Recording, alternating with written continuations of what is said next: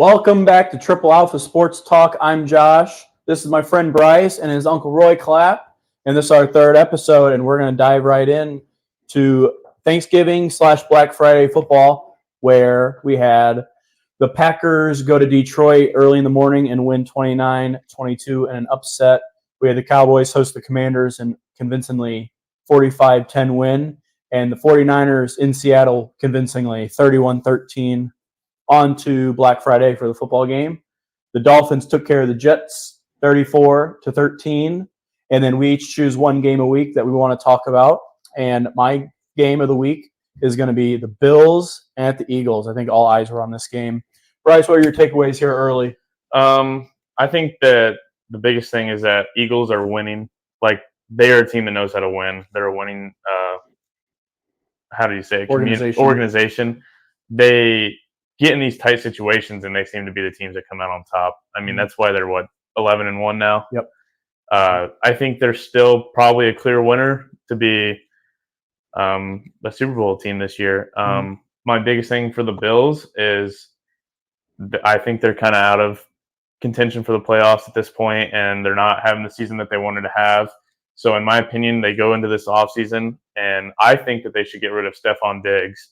And in getting rid of him, they should try to trade up to get Marvin Harrison Jr. I think that would be a great matchup with Josh Allen. Give him a receiver who's new, isn't going to have the same attitude Stephon Diggs has, but still give you the same outcome. All right. Roy, how about you? What are your takeaways from this game? Well, I mean, the Eagles are. I mean, they're a team to beat. Obviously, I mean, they're just they can run that ball, and they got playmakers on the outside, and they're never out of a game. I mean, they just I don't. It just gets me. Jalen Hurts does not look that good most of the game, but then he'll just make a play. I mean, he's got players to do it. So Eagles are they're surrounded with a great offensive line, and then he gives him time just to throw it up there to whoever he needs to. The Bills, I mean, they need a running back. I mean, they just cannot run the ball.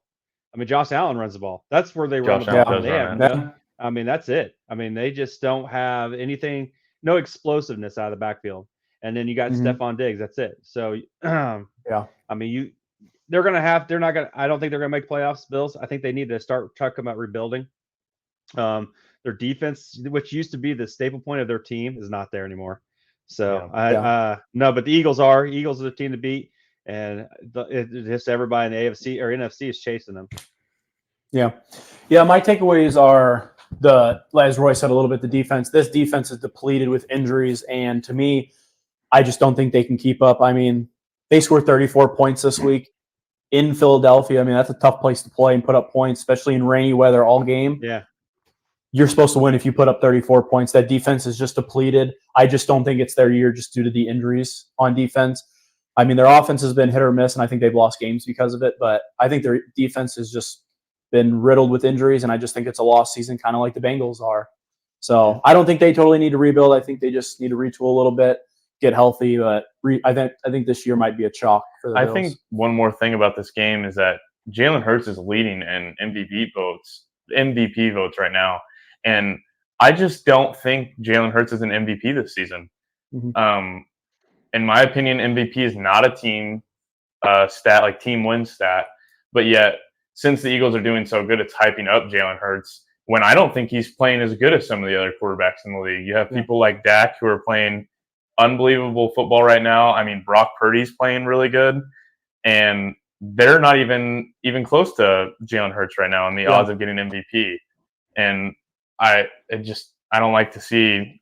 Yeah, the MVP voting has really taken into account team performance the last few years. It's always been that way. I mean, the top team is always going to have an MVP, and Jalen Hurts is making plays when it needs to be done. But he does have. I mean, like the last throw to get him in a touchdown with Devin Smith or whatever.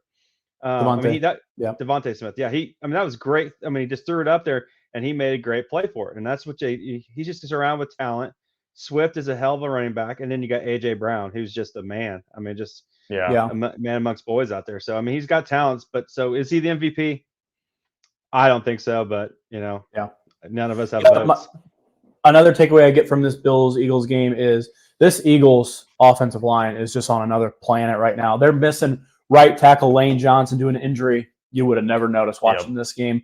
I mean, they don't give up sacks. They're maulers in the run game, and Jalen Hurts can get away from pressure when he needs to. So they have it all when it comes to this. And the biggest thing about their line is their speed when they're pulling. They're able to get to second level and just flatten out linebackers and DBs and safeties. And then Swift has a one-on-one to beat for a big run. Like, it's just their offensive line is playing out of their minds. That's how you win football games, win them in the trenches. So, all Yep. right, that'll move us on to the Bears and the Vikings. Bryce's game of the week, Bears fan. Bryce, we'll let you lead it off. What did you get? Take away. Yeah, I think that Josh Dobbs kind of finally came back down to earth. Yep. He had like 3 interceptions and really didn't do a whole lot good, in my opinion, besides rushing the ball. Scoring 9 points is not what you would see out of what's probably going to be a playoff team coming out of the NFC North. I think that they're pushing for the wild card, but this just shows that they might. They're not going to get it now. I think for the Bears, this showed that their defense is much better than what we were putting up at the beginning of the year with injured players on our roster. Adding Montez Sweat and giving some type of pass rush has forced the ball to come out of the hands of the quarterback quicker, and it's giving our good secondary chances to be good, where they don't have to defend for 5 to 6 seconds. They only have to defend 3 to 4 now. And you see the last 2 games we're forcing turnovers because we have that pass rush out of Montez Sweat.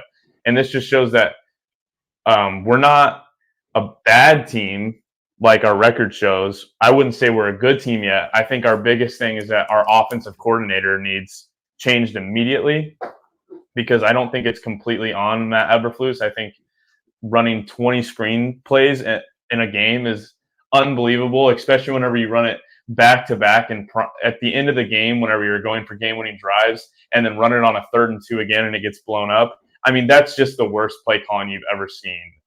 It almost feels like they're playing a trick on us, because nobody can be that stupid to call that many screens in a row and out routes and stuff like that. Let Justin Fields be a playmaker and throw it over in the middle. Like, he's there. He was the offensive player of the year at Ohio State. He has games where he has 4 touchdowns where he's pushing the ball up the middle. The game-winning drive, he had 2 passes up the middle to get him in field goal range to win the game. Let the guy be a playmaker and quit having him throw these 5-yard out routes. At one point, he was averaging our pass completion distance was 0.3 yards. That's unbelievable. Like, let him play, man. Roy, how about you? What are your takeaways from this game? Well, I just think the Bears have just found their head coach for the next few years. So, no, I mean, it was ugly. I mean, it's hard to watch a football game that was that bad. I mean, it's just, I mean, Justin Fields holds the ball too long. The reason they throw it short is because he holds the ball too long, and he doesn't throw with an instinct to throw it where he needs to be. And that's maybe because the offensive coordinator is not letting him do it. I don't know. It's just when you watch him throw, when he goes back and drop back. I mean, there was one he had rolled out. He could have thrown it to the guy, and he just ended up keeping. He did have Darnell Mooney open on that play. I know what play you're talking about. And then he overthrew Darnell Mooney on that one. Yeah, that was wide open. I mean, that's just him. I don't know. I think he's frustrated because, I mean, he's getting hit. I mean, he's getting hit a lot. And that's, as a quarterback, when you get hit that much, it sucks. And that's why, absolutely in his careers, because they get tired. I mean, look at Andrew Luck. He just got hit over and over a lot. Finally, he just had it. I mean, just his body took enough of it. So, I mean, Justin Fields is on that path just like that. Yeah, I agree with you, Roy. I think the Bears, because Bryce is right. He's throwing it short. They're throwing so many screens. I don't know why their offense coordinator doesn't use his athleticism to roll them out of the pocket. And I don't mean design short throws like screens. I'm talking like 5 to 10 yard, out routes, drags across the field. But get him in motion to where he's not sitting in that pocket getting hit all day long. You can design the plays to get him out, and then he can either run it or something. But just to sit in the pocket all day long and throw screens and hand it off, it's just not his game. They're not using him correctly, in my opinion. Well, I mean, they could throw quicker hitches or slants, things that could get the ball out of his hands quicker. But it doesn't seem like that's what they're running. It seems like they're trying to. They're sending 2 people deep, or they're throwing short, trying to get that. And I don't know. I mean, it's not. I mean, is other than Mooney and Moore. I mean, they don't have like a bunch of playmakers. I mean, Johnson, he ran the ball decent. Cole Kmet's okay. I mean, he's not a playmaker though. He'll Yeah. make a good catch. But I'm talking like fast guys that when you get it out there, they're going to make a play.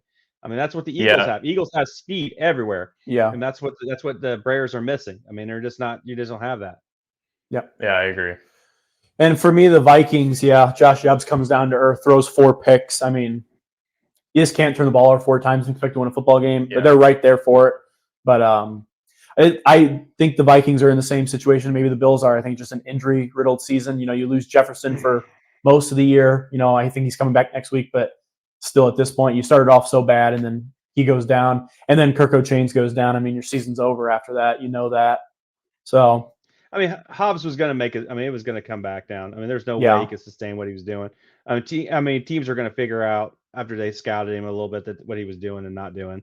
But Jefferson will help next week. I mean, they've got some young talent on the outside, Addison and them that can catch the ball and make plays. So you never know. They may make a run. All right, I think that's going to roll us into Roy's game of the week where we had the Saints go to the Falcons and the Falcons win 24-15. Roy, what are your takeaways? Hey, Falcons actually ran the ball. I mean, what do you think about that? They actually let Robinson and Algier run the ball, and when they ran the ball, they ran well, and that's the difference. Ritter still struggles throwing the ball deep. He's just not. He's a young quarterback. He's just not he's not polished yet, but he's got guys around him who can make plays. So he's got lucky. My takeaway on the Saints. Is Derek Carr the most overrated quarterback in the history of the NFL? Yeah, I agree. My number one thing is Derek Carr sucks. I mean, he has had talent around. I mean, in the Raiders, he had Cooper in him, and he's got Kamara. I mean, he's got Chris Olave, even though he got hurt. He's got Michael guys Thomas, around him. Yeah. And that can make plays, and you can only muster 15 points. And it's not like he's a rookie. I mean, he's been in the league almost 10 years probably now. And it's just I hate to say he's like his brother. His brother wasn't any better when he was in Houston. So I just think he's overrated, and Saints are gonna be looking for a new quarterback. Yes. Yeah. How about you, Bryce? What do you got from your team? I agreed. I think Derek he's not a good quarterback at this point. I don't know why he's so hyped up. I mean, he's had talent with him. Everywhere he's went, he's had at least a top 10 wide receiver on his team, in my opinion, and never been good. I mean, it's just horrible. I thought with the Falcons, though, if they can get a good QB back there, they have one of the best offenses in the league because they have talent all over the place, especially with Bijan and how unbelievable he is at running the football. They're going to be good. Yeah. I thought the best thing about this game was the jerseys on both teams were awesome, and it was very appealing to watch with both those Falcons teams. Throwbacks and Saints alternates. Yes, they were good looking. The Saints helmets might have the best helmets in the game, in my opinion. Yeah, I watched this game from start to end. A lot of fantasy players playing. Just getting Bijan Robinson the football, man, it changes the game. I mean, he's electric. He has such good acceleration with the football and can make people miss like no other. I mean, he's so young. He's so fast.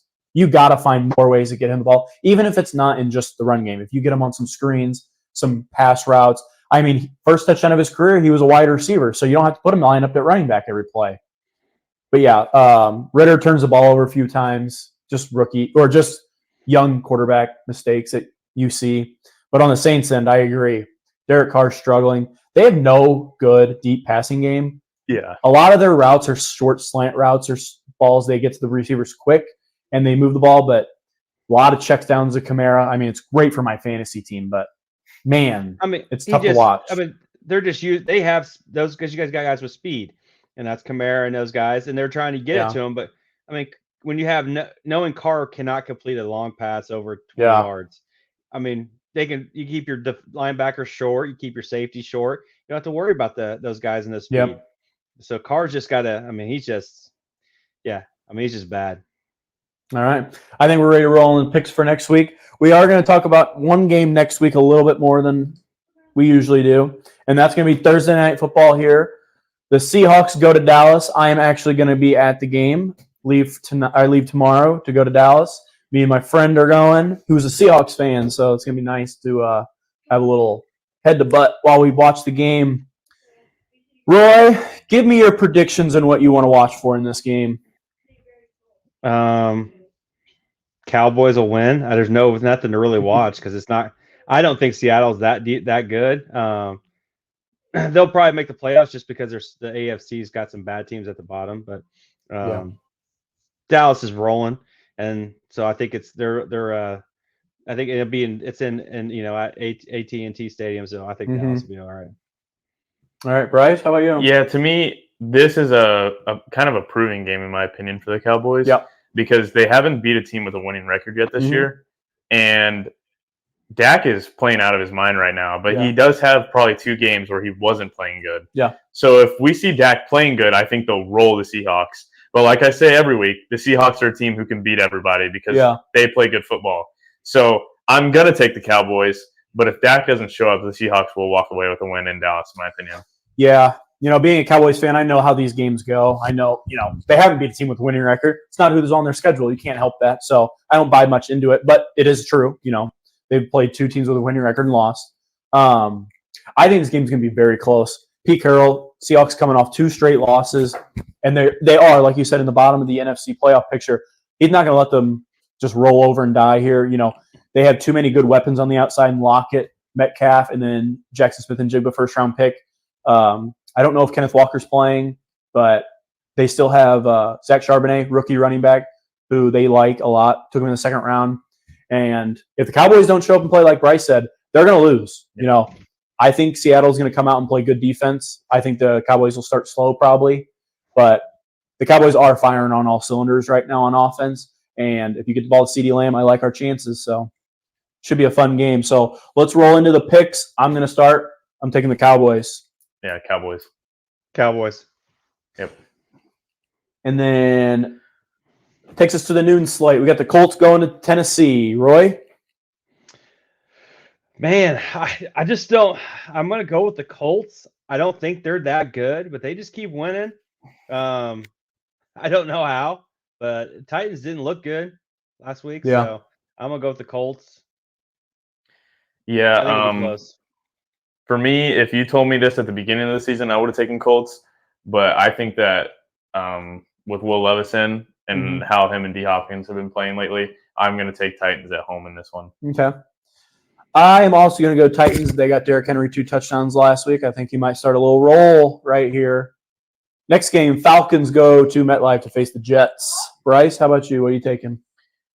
Falcons to the Jets. I'm going to take Falcons because I think Zach Wilson and whoever else is playing for the Jets QBs right now is the worst QB in football. So give me the Falcons. I am also going to take the Falcons, but I think this game is very close. I think the Jets' run defense is going to make Atlanta struggle a little bit, and I think Desmond Ridder is going to make some mistakes. But I don't trust the Jets quarterback, so I am going to take the Falcons. I agree. I think of the Falcons. I don't think the Jets. I mean, their defense is decent, but I think they're wearing down, as you've seen it throughout the last couple of weeks. And if Falcons just run the ball, they'll be fine. Yeah. So I'll take Falcons. Lions at Saints. I will be going with the Lions. I think they bounce back from their disappointing Thanksgiving game. I'm going to take the Saints in this one. I think the Lions are starting to fall apart. Even though they didn't lose 2 games in a row, they should have lost 2 games in a row to the Bears. They're turning the ball over a lot right now. And I think if they continue to do that, they're going to start losing a lot more games. And Saints are starting to look like they have spurts where they look like a really good team. I know I was just trashing Derek Carr a lot, but I'm going to take the Saints in this one. All right. I am going to take the Lions. I think the Lions just came out Thursday flat and did not look good and never got it going offensively or defensively. And I think extra couple days here to get ready for next Sunday, I think they'll be fine. I think the Lions will win. All right. Broncos go to Houston and face the Texans. Roy, what do you got here? Oh, the Broncos, Texans. I don't know. I am going to go Broncos. They just keep winning. I don't know how. I still think Russell Wilson may be the second most overrated quarterback in the league, but they win. So I'll take the Broncos. Yeah, I'm going to take the Texans on this one. The Broncos have won 6 games, and I have no idea how they've won 6 games. Yeah. It seems like they have the shittiest game played and somehow win the football game. I think the Texans are rolling, even though they're both 6-5. I think Texans are a much better 6-5 team than the Broncos are. I am going to go with the Broncos, and I'm going to take the Broncos because the Texans just released their kicker, and I think they have a kicking problem, and I don't trust not having a kicker going into a game. Chargers go to New England. I'm going to take the Chargers. Yeah, I mean, I also have to take the Chargers. I think the Patriots are probably the second worst team in football at the moment. Yeah.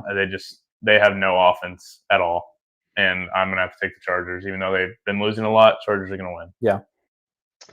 Chargers. I don't think the Patriots. Maybe they're going for Caleb Williams. I mean, I don't know what they're what the hell they're trying. I mean, this may be Belichick's last hurrah through here. So Chargers, Patriots look awful. So you just lost to the Giants. So gonna be able to you'll lose to the Chargers. Cardinals go to Pittsburgh to face the Steelers. Roy, what do you got?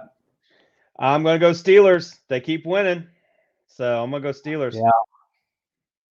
Man, the Steelers are just like the Broncos. I mean, they just keep winning games I don't think they should be winning. Yeah. So the 2-10 Cardinals, give me the 2-10 Cardinals with Kyler Murray being back. They're playing much better. Well, upset. I'm going to go with the Steelers. It's in Pittsburgh. No way. Dolphins at Commanders. Bryce? To me, I say every week how much I like the Commanders and some of the players on their team, but I think Dolphins will probably roll through this defense. Mm-hmm. I don't think they have a lot on their defense, even though because they just got rid of Sweat and Chase Young. Yep. Dolphins are going to roll through them. I agree. I am also going to roll with the Dolphins. I think the offense is just too much. I am going to take the Dolphins, and they're -9.5 this week. So, yes, Dolphins. All right. All right, that's it for the noon slate. We'll roll into the 3 o'clock where the Panthers will face the Buccaneers in Tampa. Roy, what do you got here? Well, since the Panthers just fired their coach, I am going to go the Buccaneers. There's just not – the Panthers just don't have it. I mean, they're just too young with some in the key positions, and they're not going to be able to do anything. Yeah. Yeah, I'm also going to go Buccaneers. I mean, Panthers are the worst team in football. It's hard to bet on them to win any week. Yeah, I'm also going to roll with the Bucs. Mike Evans is just having too good of a year. I think we got the game of the week here, 3:25. We got the 49ers going to Philly to face the Eagles. Bryce, kick us off. What do you think? Game of the week? You know, we were talking about it earlier. Eagles know how to win, and I think this might be a shootout because both teams they're probably the best 2 teams in football, if you ask me. Mm-hmm. I think that the Eagles are going to come out on top, though, because it's going to be a close game, and Eagles just know how to win like that. And with a young Brock Purdy, I don't see it happening. All right. Roy, what do you got for this week? I actually am going to go with an upset. I think the 49ers have figured things out since their bye week, and they're kind of rolling, and they're kind of moving. They've realized that McCaffrey is the best freaking player in the whole freaking NFL, and they're making him the key point. So I'm going to say the San Francisco is -3. I'm taking it. I am also going to roll with the Niners this week to go into Philly. I think that run game is too good, and I do think the 49ers have the defensive line to get to Jalen Hurts, and I think they're going to be able to get it done. The last game of the 3 o'clock slate, the Browns go to SoFi to face the Rams. I'm going to roll I'm going to take an upset. I'm going to take the Rams to win this game. Wow. Yeah, I mean, I hate this game, this matchup. I don't think the Browns are a 7-4 team right now, but the Rams also don't look good right now. I'm going to take the Browns. I am going to take the Browns. I agree. I don't think they're 7-4. That defense is 7-4. That defense is good. Agreed. The Rams, they're just. I think that defense is going to be too much for them, and I think the Browns will win. All right, that takes us to Sunday Night Football where the Chiefs go to Lambeau to play the Packers, and I'm going to take the Chiefs. I don't think this is going to be too good of a game. Yeah, I know the Packers just upset the Lions, but I think the Chiefs defense is just going to demolish Jordan Love this week, and Patrick Mahomes is going to do Patrick Mahomes things. Oh, yeah. Chiefs all the way. I mean, it's not even going to be close. Yeah. And then Monday Night Football, Bengals go to Jacksonville to face Jaguars. This is your second favorite team, Josh. I know. Jaguars are second favorite team probably in the NFL right now. Without Joe Burrow, I don't think they stand a chance going to Jacksonville. Give me T-Law. Yeah, I'm gonna have to agree with Josh. It's gonna be hard without Joe Burrow to win a football game. Yeah. Give me Jacksonville. Jacksonville -8. That's what it's. I'll take it. All right. That's going to do it for our NFL picks this week. We're going to roll right on into college football, and we have new college football rankings after rivalry week. Yep. Oh, hell yeah. New top 4. Georgia, number 1 at 12-0. Michigan, number 2 at 12-0. Washington jumps up to number 3 at 12-0, and Florida State at 4, 12-0. Yep. All 4 12-0 teams are in the top 4, and the following 4, because we have decided that it's only between 8 teams. 5 is Oregon, 6 is Ohio State, 7 is Texas, and 8 is Alabama. Roy, I'm going to knock it off first with you. Takeaways from Michigan and Ohio State. What a game. What a game. That it was what it was. As much as I hate to say, Ohio State's actually a good team. I mean, they played hard. They did it well. I mean, McCord just did not do what he needed to do to win. Their defense was good. I was surprised by how good their defense actually was. And how their running game was a lot better in the past few years. But Michigan made a few more plays than they needed to win that game, and it was unreal. I mean, it started a great day of college football. That game right there started, and it was just a wonderful day. It's awesome when Michigan wins, especially against Ohio State. That's the best part of the day. So anything that happened after that, I could care less. But the rest of the day was actually pretty good. All right. Yeah, I watched this game, and I agree. Ohio State played really good. Had a chance to win it there at the end and threw that interception. I think that this game showed that Michigan is legit. I think that they will probably make a run, but I still don't see them beating Georgia, in my opinion. I know Roy probably has a different opinion. Mm-hmm. One question I wanted to ask Roy is, you said the past 2 weeks is that you see Alabama beating Georgia and being the other team to get in. Do you still think Alabama beats Georgia after that Auburn game? Well, did you see how bad Georgia played against Georgia Tech? I mean, that Georgia Tech was in the game the entire time. It was 2 touchdowns in the fourth quarter, but then Georgia Tech scored late. It could. I mean, it's just some key plays there could have it. Do I still think it? No, I don't now. After watching Alabama against Auburn, unless that was just that's back-to-back weeks. Alabama's had some struggles with teams, especially bad teams. I mean, Auburn's a bad team, but you can't say a whole lot about, because the Iron Bowl there between Auburn and Alabama, it doesn't matter how good they are. Yeah. It's going to be close. It's going to be close. Yes, but I don't know. Alabama their quarterback play has just absolutely been bad lately. So yeah. I mean, Alabama lost the game and then won off of 4th and 30 to the goal line. Yeah, I mean, Auburn lost that game. How do you rush 3? Okay, didn't even rush 3. You spied the quarterback for 3, and then you let the guy get behind you on 1-on-1. Yeah, I mean, you knock him out of bounds. Do whatever you got to do to keep him from catching that football. I mean, that was ridiculous. Yeah, my number one takeaway from that Bama game was I didn't think Jalen Milroe played that bad, the Alabama quarterback. I actually didn't think he looked too bad. I think the offensive line's breaking down, and when Alabama struggles, it's because their offensive line is not holding up, and he runs every play. If he feels pressure, he's gone. Yeah. He's going to run. You watch Alabama when they struggle, it's every play. He drops back, he looks, he runs. And I'm not saying it's his fault. I don't know. You can't see if anybody's open downfield. But that offensive line has to give him a little bit more time, because when he starts running, it's usually, I mean, he's a great runner, but usually the play is broken down and not going to be very well. And I agree, Roy. I don't think Alabama can beat Georgia this week. I don't think that defense or that offense is going to be able to do anything against that defense. It's going to be him running for his life. Yeah. And that Georgia defense is legit. Yeah, the Georgia defense. And what gets you about the Alabama, Alabama used to throw either the deep ball to their fast receivers or a quick slant to their fast receivers. Yeah. And that's how they score. Now they're just, they don't look like the old Alabama. They used to be able to run the ball. No. They're not running the ball well. Yeah. Their defense, which used to be the stable point. Their defensive line used to be amazing. And they don't look as good as they used to. Saban's still got recruiting great players. I just think he's had so much turnover in the coaching carousel of assistants. And I don't know if it's just he's getting some people that are just not that good of a coach like he used to have. But it's not the Alabama team that you've always seen.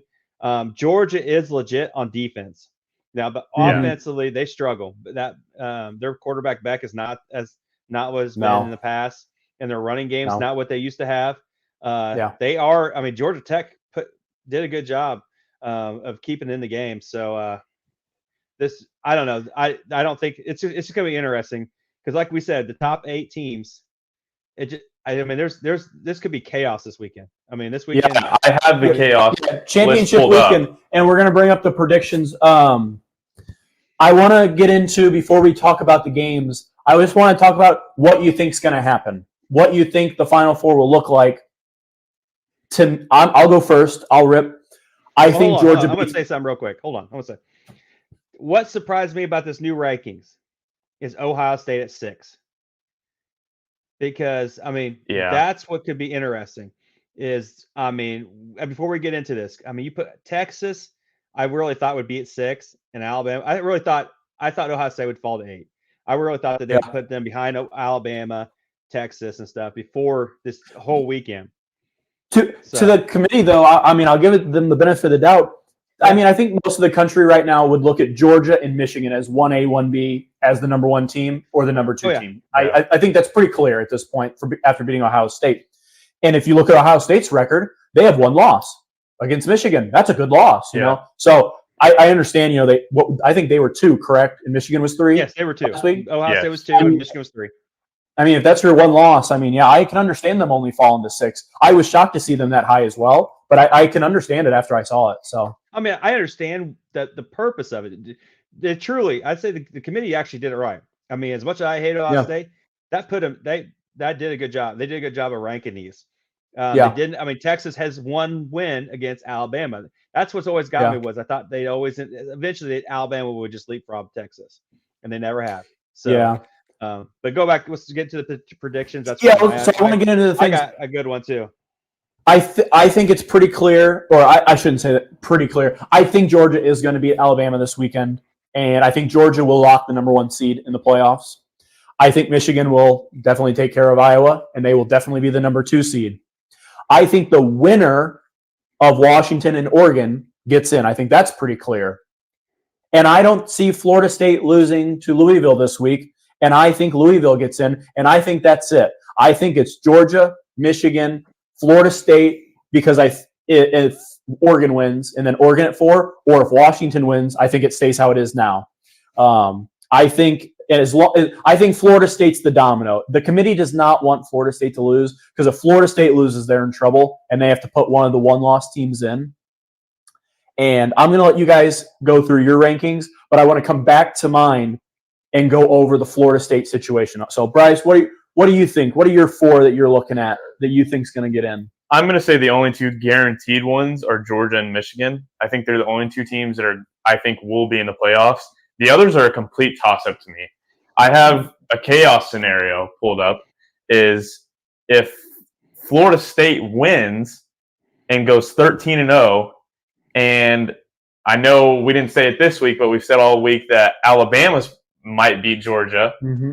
And then that leaves Michigan and Florida State as the only 2 undefeated teams. Mm-hmm.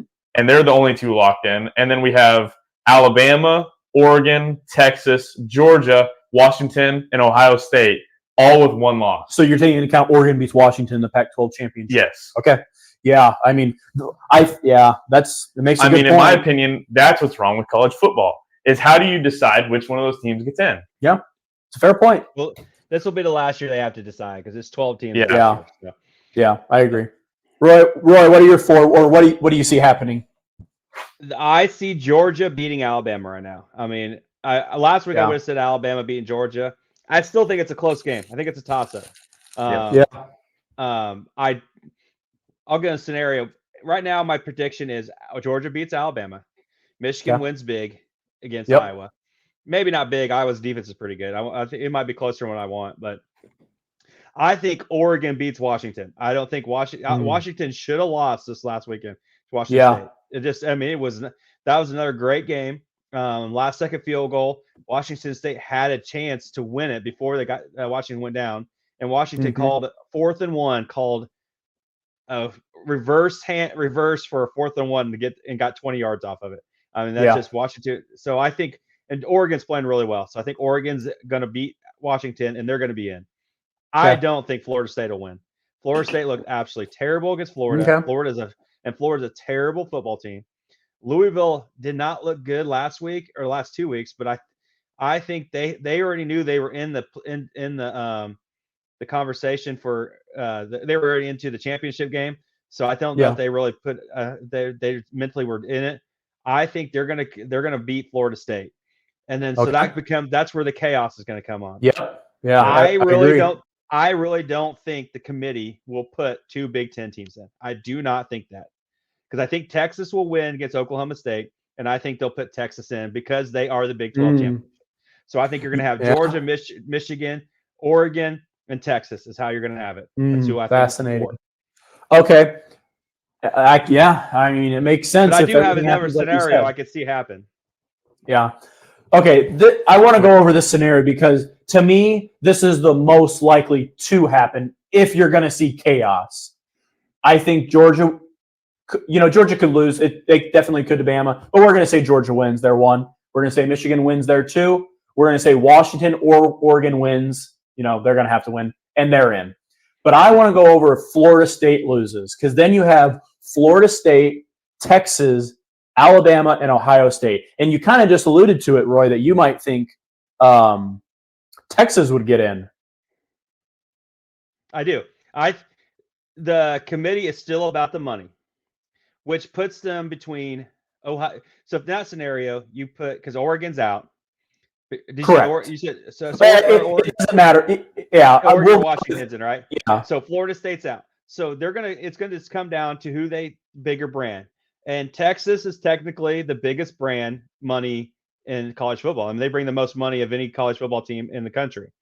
So I truly think they would put Texas over Ohio State, because I don't think they want 2 Big Ten teams like they did last year. I don't think they wanted it last year. It happened, and I don't think they want it this year. So I think Texas will be that 4th team if it comes to that scenario. Okay. What do you think? I mean, I agree with that. You do? I don't agree with that. I do think that they would put in Ohio State, because I think this is how the ranking would go, in my opinion. Georgia at 1, Michigan at 2, and I think if Washington wins, then they stay 3, and they would put Ohio State at 4. And I think they would do that because you wouldn't have Michigan and Ohio State play each other. You would have Georgia being the 1 playing 4 seed Ohio State, and I think Michigan would play Washington. And if Oregon won and they knocked Washington out, I think they would still put a 1-loss Ohio State team in who lost to Michigan than a 1-loss Washington who lost to Oregon, because then Oregon or Florida State would go to 3, and it's matched up against Florida State, and you'd have Georgia against Ohio State. So I think the team that gets in is Ohio State, in my opinion, but we shall see. I think the committee is going to value them losing only to Michigan, in Michigan as well. I mean, I can see that. I just don't. I mean, it's about money. So it's who they think would the better matchup be. So would Texas versus Georgia be a better matchup, or Ohio State and Georgia, who they had last year? Would that be a better matchup? It's about viewers. Who's going to get the most viewers? True. I mean, that's it. Now the biggest thing will be what happens if Alabama beats Georgia. Yeah. What do you do with Georgia? Oregon beats Washington, and Florida State wins. So and I don't think Michigan will lose on Saturday at all. I think it'll be closer than you think, because Iowa's defense is that good. In that scenario, you have Iowa or Michigan at 1, Florida State at 2. Then you have a bunch of 1 losses. Yeah. And that's where, then you get a scenario. Do you put, so Alabama beat Georgia. Do you keep Georgia in? Do you keep Alabama in both? But Texas beat Alabama at Alabama earlier in the year. So, I mean, Ohio State loses to the number 1 team again. And it gets crazy. I know. We could go over scenarios all day. I'm just going to go over one more because I thought of it while I was sitting here looking at it. I'm going to give you a scenario, Bryce, and I want you to tell me your 4 that get in. Bama beats Georgia, everyone else wins. So Everyone else wins? Everyone, Washington, Florida State, and Michigan all win. But Georgia loses to Bama. That's the only upset. Yeah. Is Alabama in? Yes. Is Georgia in? No. You have to pick one. Really, there's no way you can put a 12-0 team not in. Alabama is in because they're the SEC champion. That's the only I agree. reason why I think if Alabama wins, that would in. be their excuse right there. But I cannot fathom a way that Georgia does not find their way in. I mean, I understand the it. other three win. There's no way. I just don't think I agree. I understand the scenario, and then I would agree, but just the thought is incredible. But we could sit here all day and go over these. But we're gonna move on. This is why I love college football, because shit like this happens. We're gonna roll it on into the Major League Baseball. We skipped last week, but we got some big signings this past 2 weeks, and then we're gonna start with some free agency predictions and get them over with, and then we'll wrap up with the signings. We'll start with number one. It's Shohei Ohtani. I don't think he's going to sign until after the winter meetings, probably. I think Roy can agree with that one. Yeah. Roy, I'm going to let you start. What do you think Shohei Ohtani goes? Dodgers. I don't think it's ever waived. I think that short flight from, Japan over here will be the LA is just fine. I think that's what he likes, and I think he's a Dodger. I don't think there's this whole thing of him traveling. I've read that he's traveling around, listening to people. I don't believe it. He's a Dodger. Dodgers will give him whatever he wants, and I think he's a Dodger. Yeah, I also agree. Shohei is going to be a Dodger. I think the only other team he could go to is the Cubs, but I just don't see him going there. I think the biggest thing driving him to the Cubs maybe is that I think he's pretty good friends with Seiya Suzuki, and that's really their only shot of getting him. I definitely see him as a Dodger this year. Yeah, I'm in agreement. I think the Dodgers. I just think they've been planning so long for him, but I think he's a Dodger for sure. We're gonna go to number two, Yamamoto from Japan. This one is creating a lot of buzz. He's posted. A lot of people think he's going to sign earlier than most big name free agents. Bryce, I'll let you start off. Where do you think Yamamoto lands? I kind of think he follows Shohei wherever he goes. If they have the money to pay him, I think he wants to play with him. Okay. And I think them two together would be unbelievable. So you got them both in Dodger blue? I have them either both in Dodger blue or Cub blue. God help us if they both go to the same team. Yeah. Right. Or Roy, what do you think? Where do you think Yamamoto goes? Well, the Yankees are really pushing for him. I read today that they didn't give anybody the number 18 because they were hoping to get him. I still don't think the Yankees sign him. I think he ends up a Met. I really do. I think he ends up the cross to rivals. I think they're going to spend more money than what the Yankees are willing. Yeah, I didn't actually think you were going to go to the Mets there, Roy, but I also agree. My vote is the Mets. I think the Yankees are going to get outbid. I think the Yankees, they paid Rodon last offseason. I don't think they're willing to spend in a bidding war per se. I think they would spend big money, and if the Mets don't outbid them, I think it's a great fit, and I think he would go there. But I do think the Mets are going to outbid him just to get him. So I agree. I do have him going to the Mets as well. Another pitcher, a lot of pitchers here on top. Blake Snell. Where do you think he's going to go? Blake Snell's been rumored a lot of places. I thought St. Louis was a good fit. I agree. I also thought they signed. They went in another direction. We'll get to later. There's been a few teams that I've thought Blake Snell is going to go to, but I think Blake Snell is a San Francisco Giant next year. They have a way with pitching. Even the pitchers that are older and not performing, they go to San Francisco and they just have good career years. And I know he's coming off a Cy Young. He doesn't need to go there for a career year. Big ballpark. They missed Judge last year. They missed Correa last year on free agency. I think they spend big and get Snell. Yeah, I definitely thought he was going to go to the Cardinals, which I still think there might be a possibility he goes to the Cardinals with Sonny Gray already being there. But it's really hard for me to see where he's going to go because there's so many landing spots I think that he could have. But I think still Cardinals might be my number one. So. Okay. How about you, Roy? I would have said the Cardinals too, but they got their 2 pitchers or 3 pitchers, whatever they got. Yeah, 3 in the last. I think they're done. I think they figured out what they wanted.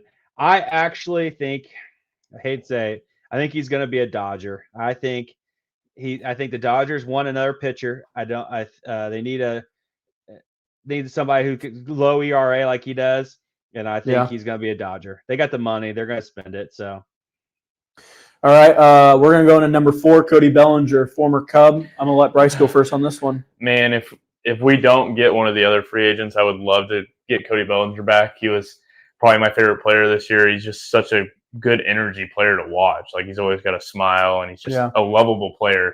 But if he's not there, he's going to go to the Yankees, in my opinion, if they're willing to pay for him. I think that's a perfect spot for him to land, especially if he's wanting to chase a ring. The Yankees are ready to win now if they get Cody Bellinger, in my opinion. How about you, Roy? Where do you think Belly goes? I think the Yankees need him, but what I've read that they're split on if he's any good. Half the brass likes him, half brass doesn't. I actually think he's going to end up a Giant. I think he's going to go back out west. I think the Giants are, like you guys said in the last one, I think they're willing to spend some money because I think they want to get somebody that's going to be good, and I think they're gonna try to make a splash a little bit with power to lefty. So I think he'll end up a Giant. Yeah, I could definitely see that. The first podcast we had, I had him going to a dark horse in the Reds, and I really thought about where I think Cody Bellinger's going to go, and I do think he finds his way back to Chicago. I think he's a Cub next year. I think he's going to hit the market, and I don't know if he's going to get maybe the years that he's looking for. And, I mean, he did well in Chicago. I don't think he, wants out. I mean, he would go if the offer let him out. But I think he's finding his way back to Chicago on a nice, maybe shorter deal with a little bit more money. And one thing that really led me to believe that is when they went out and got Craig Counsell as their manager and made him like the 3rd highest paid coach in all of sports. Yeah. I mean, Cubs are bucking over some big money for a coach. They're not going to be afraid to do it for someone that was probably their best player last season. And turned around their culture for the year, honestly. So I have him going back. And then last one, and this one could be a little domino effect because no one's going to sign before this guy really in his position, is Josh Hader. Closer for the Padres last year, traded from the Brewers. Roy, where do you got Josh Hader going? I have him in the Phillies. Oh, I think he'll go there. That. I think the Phillies need some back end help, and I think he'll be a Philly.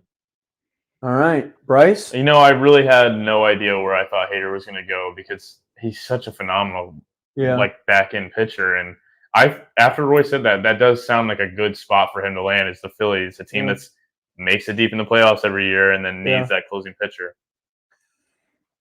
Yeah, I don't want to pick the team that everybody has him going to. But it just makes too much sense. I see him going to the Rangers, World Series champs. They don't have a solidified closer. They're not afraid to spend money, and he isn't going to get an 8-10-year deal. He's going to get 4 or 5, and they could probably pay him a little bit more for 4 or 5. The Rangers probably feel like they're in their window with Corey Seager and Adolis Garcia, and I don't think they're going to be afraid to spend on a good closer to lock it down. The Yankees need him, but they're not going to do it. Yeah. Roy, I don't have this on our, things to talk about, but I'm going to ask you because I'm curious. You said you don't think the Yankees sign Yamamoto, and I'm in agreement with you. Well, we don't think he will end up signing there. I just think they won't bid it. They won't go too high for him. Yeah, I agree. And you're also you're kind of split on if you think Bellinger will go there. I know you want him, but will he go there? No. Where do you think the Yankees pivot to? What do you think is their move? If you had to say right now, I think the Yankees might do this. What is it? The Yankees are going to, this is what they're going to do, what they've done the last, 3 or 4 years. They're going to try to trade for Juan Soto. They're going to tell everybody, hey, we're trading these players, blah, blah, blah. And then they're not going to get him. And then they're going to say, oh, see, we tried. And then they're going to go out and sign some players, trade for players that are older and replace some of these young guys. That's what they're going to do. They like to bring a lot of noise to the news, but then the execution's never there. That's what's been the last 3 or 4 years. That's Bryce, what do you think? I know you're not a Yankee fan, but you're around Yankee fans, me and Roy, as much as we are. If you had to say one thing you think the Yankees will go out and do this offseason, what do you think they're going to go do? Me knowing the Yankees, I don't think they're going to do anything. I think they might pick up some players that aren't big names like that, but I don't think they're going to make a major move this year. I feel like they are going to every year, and they never do, and I just see it happening again. You know, I am always a hater on the Yankees. I think they're a bunch of cowards in that organization. I can't stand Hal Steinbrenner. Can't stand him. No. But everyone has been saying, and I'm talking about reporters, that Juan Soto will be traded. He will be traded. The Padres cannot keep him. And he only has 1 year left, and he's managed by Scott Boras as his agent. And Scott Boras clients usually always hit free agency. They don't usually sign an extension because they like to test their market and then raise the price of the team that the player was on.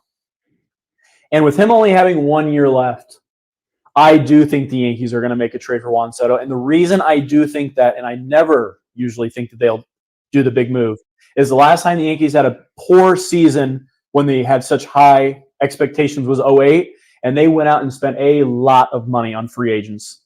Now, I don't think the free agent class is, other than Shohei, but I think they're pretty clearly not going to go after Shohei. I think Juan Soto will be their big move because he's on a 1 year deal, and I don't think you're going to have to give up the prospects that you had to, 2 years ago from Washington. Like Volpe would have had to been in a deal. I don't think you have to include Volpe on a 1 year deal player on a team that the Padres cannot keep him. They know they have to trade him. So my prediction is the Yankees are going to go get Juan Soto, and that's it. They're not going to get anybody else. But yeah, I do think they are going to make it. Cashman does not like to spend, or Cashman doesn't like to send prospects anywhere for some reason. Yeah. I think Hal Steinbrenner is not as smart as he thinks he is. But I think Cashman thinks he's smarter than everybody in the major leagues.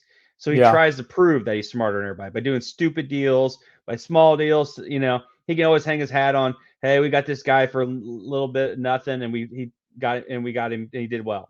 But then you got all these guys like, the last few years they've gotten, Donaldson and all these guys who have been Aaron Hicks and all these guys who were shit when they were at the Yankees, but then when they went to somewhere else, it didn't do too bad.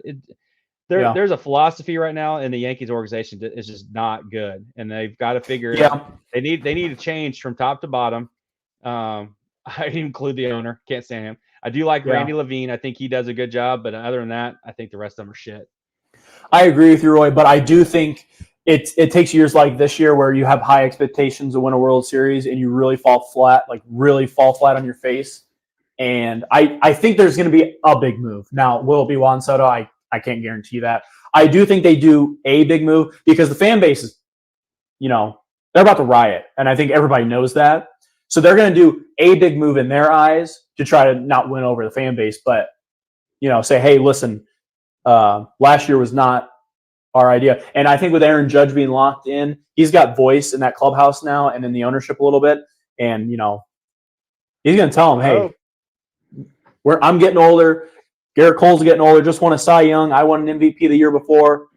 I just don't understand how you don't go get Juan Soto. I mean, you couldn't ask for a better fit. You could sign him to a long-term deal. You could DH him. Stanton's only got a few more years left if you play out the whole contract. I don't think he makes it that far. And he's so young. I just don't see how it's not a fit. I think that's all we got for MLB. Oh, we're going to go over some signings. That's right. First signing we'll talk about close to heart. Sonny Gray, 3 years of the Cardinals. Roy, what are your takeaways from this deal? This signing for the Cardinals? Sonny Gray probably do well there. I mean, small market. I can't say Cardinals are small market, but they are. I mean, they make a small market atmosphere. So he does well in those smaller. He did well for the Reds. He did well for the Twins. Did well for the A's. I mean, in big markets like the Yankees, he was shit. So I think he'll be fine. I think he'll do good. It's a good signing for the Cardinals. And what do you think? I said Sonny Gray. We might as well just do the other Cardinals as well. Kyle Gibson and Lance Lynn as well in the Cardinals. Do you like the move for the Cardinals? You like the way that they went about it? So I was talking to a couple Cardinal fans here over Thanksgiving, and they hated that trade because I guess now they have 3 of the top 5 pitchers who gave the most hits this last year. Yeah. Yep. They were pretty not very happy about that one. So to be fair, Lance Lynn was on the White Sox at most of the Correct. year, right? Yes. And then played much better with the Dodgers. Correct. He did. So I don't think that one's as bad, but No. the other one, I can agree with that. Yeah. I didn't like the Kyle Gibson trade. Baltimore plays in that ginormous left field. I mean, nothing's getting out. Nothing gets out to left field.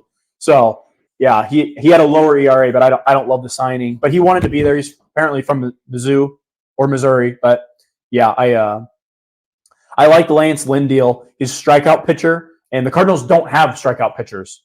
They have a lot of soft contact guys. So I thought at least getting one guy who strikes people out was a good deal. And Sonny Gray, I actually thought it was a really good contract. I mean, you only had to sign him for 3 years, or 25 a year. I mean, don't get me wrong, is Sonny Gray worth 25 a year for the next 3? Maybe not, but I don't think it hurts. 3 years, who cares? You got money, who cares? Yeah. The other trade, which happened, week ago or so, Aaron Nola re-signs with the Phillies. I actually predicted Aaron Nola would go to the Yankees. Didn't work out that way. Took less money to stay with the Phillies, so he obviously did not want to leave. So I think it's a good signing. He's a good ace, too, if you think Wheeler's their ace, but it's a good deal for both sides, I think. I agree. All right. I don't think we really have any other big names. I mean, baseball offseason doesn't get going really until after the winter meetings. But I think that moves us into Josh's advice, right? Yep, it's going to be my advice. And I already talked about it. My advice is the Yankees have to make a big move. Now, I'm not going to say not going to happen. It's not saying that it has to be Juan Soto, but they have to make a move. This fan base is upset. Judge isn't getting younger. Garrett Cole's not getting any younger. You have to capitalize on the next 5 seasons, I would say, to win a World Series, or you're going to hit the rebuild button and you're going to be in trouble. Because if you've missed a window with Aaron Judge and Garrett Cole, who just won an MVP and a Cy Young in years back-to-back, it's poor management. Yeah. Yep. That's my advice. My Bryce facts for the week. I don't know if you guys knew King Griffey Jr. had a chocolate bar named after him.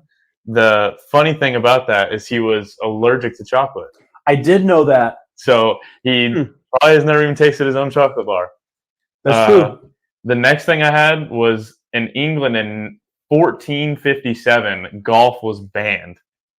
Wow. I didn't even know golf was around in 1457. But I'm sure it was, but I didn't know it was some banned. reason. Yeah, and then the last one, which I think is the most crazy one I've had yet, is in 1943 during World War II, the Pittsburgh Steelers and the Philadelphia Eagles lost so many people to World War II military service that they had to combine their team for one season, and they made the name the Steagles for that 1 year. Wow. I had never heard of that. I feel like I have heard of that before, but I don't know if it was those 2 teams, so maybe I'm thinking of something else. It might have been something else. But hey, the more you know. That is amazing. That is Steagles. I want to get a Steagles jersey now. That sounds awesome. Well, the old man advice here. All right. My old man advice is have a firm handshake. Yeah. Get that hand, squeeze it in there. Don't have this limp dick thing that you guys like to do. Take it and shove it in there and have a hard handshake. All right. All right. I appreciate the old man advice. Remember that, you two. Nothing limp. Make it hard. Mm-hmm. All right. All right. I think that's going to do it for our 3rd episode of Triple Alpha Sports Talk. If you're listening on Apple Music or Spotify, thank you. Check out our YouTube. If you're watching on YouTube, hit the like button, subscribe, and comment what you want us to talk about. We need some comments to, we need something else to talk about. Other more than content for you guys. Yeah, other than our normal script. So give us something you guys want us to talk about, and we'll talk about it. We'll talk about anything. Thank you. And you got a special guest next week, right? Yes, next week we're going to have a special guest, and we're going to go over the Cowboys and the Seahawks game. All right.